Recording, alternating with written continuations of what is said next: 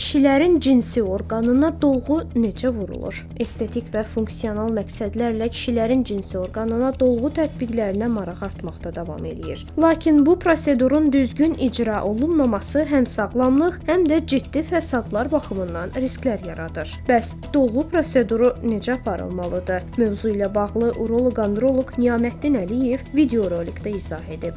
Sizə bu günlərim erkən boşalmada penis başı dolğusundan danışacağam. Penis başı dolğusunu necə edirik? Gördüyünüz kimi penis və baş hissəsidir. İki tərəfdən çəkəcəm penisi. Bu penisin alt hissəsidir. Bu penisin üst hissəsidir.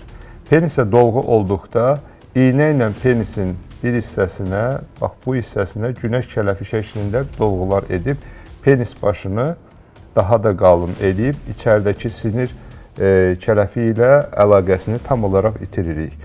Bir də aşağı hissəsində frenulum nöqtəsinə bura gələn sinirləri blokada eləmək üçün burada dolğular icra edirik.